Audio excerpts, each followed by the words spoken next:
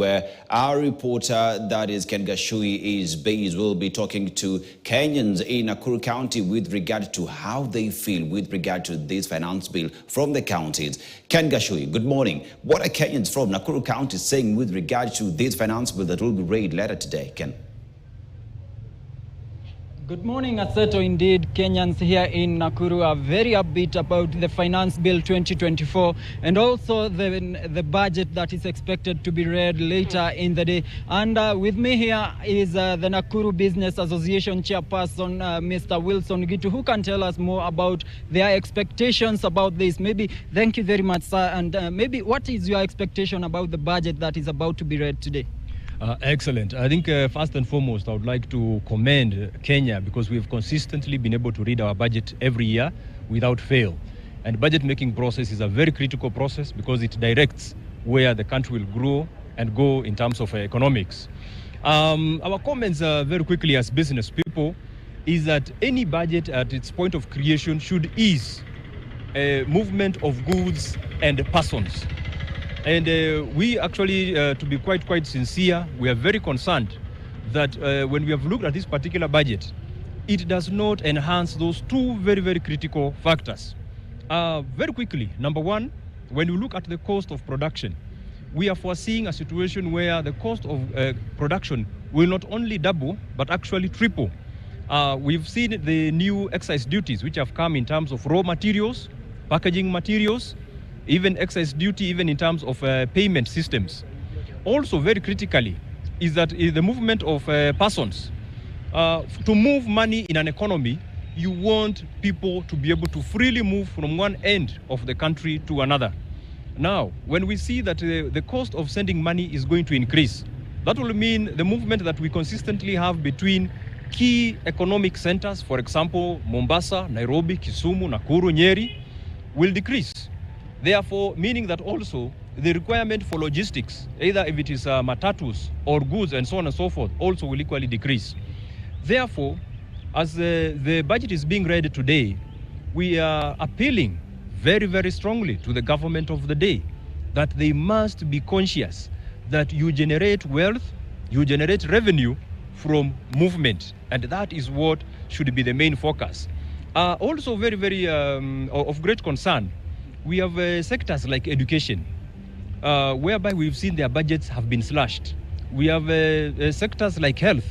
What sometimes I don't know if maybe it is understanding or I don't know, is a sector like education, for instance, immediately ropes in over 20 different suppliers to one particular school. If it is not food, it is power, it is water, it is educational materials, it is transport, it is uniforms, it is shoes. So you have an ecosystem around that. If you go to the health sector, you have in excess of over 30-40 suppliers to one particular hospital.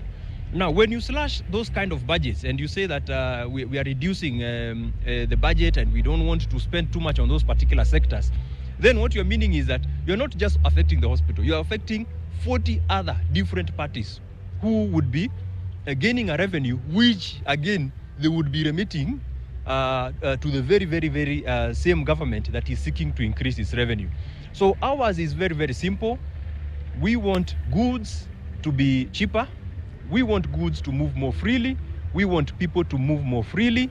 And we want also people, and something also before I forget, we are wondering, how do you tax the very instrument of payment?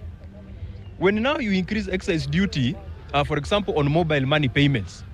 So what you are saying is, I'm charging you for wanting to pay for a service that is vatable. So what am I supposed to do? Because if you want me to support you, allow me to make it easy for me also to pay.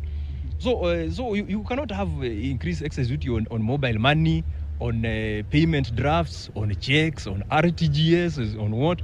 Because these are the instruments that you even as a government, you use to be able to gather that particular revenue. So why are you making it more costly to comply? So in overall, very good. Yes, we are making a budget and etc. But we must be conscious that a nation is built on movement of goods and persons. What do you feel about the allocation of the current by the current government on repayment of loans that have been extended to the government in the past? Well, if you borrow money, there is no option, you must pay. And that one is a global phenomenon across the whole board. But what I would want to see is, us as a private sector, we've already taken austerity measures. We've had to lay off workers. We have had to probably automate some particular processes for manufacturing and so on and so forth to reduce our costs.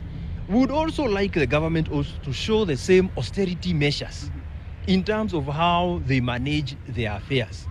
Because very, very simply, like now sometimes you see that maybe a breakfast meeting has been organized. About 1 or 2 million shillings is used in 2 hours. Whereas these 1 or 2 million shillings is equivalent to about 3 classrooms that could have been built. So also if we can see austerity measures which can be able to save money that can go towards payment of sovereign debts. Yes. And even in other countries, what they do is that they, from let's say like now, Kenya has got a lot of minerals. Yes. They have a sovereign fund. That sovereign fund is invested internationally in various mechanisms.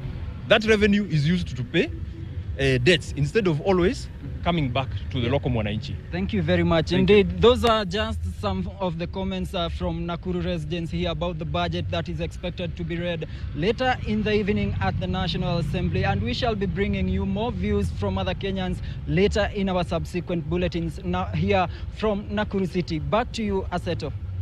Okay, Gashui, and from Nakuru County, we go straight to Kakamega County, where our reporter Alano Chanda is equally pitching tent, talking to Kenyans from Kakamega County on what they feel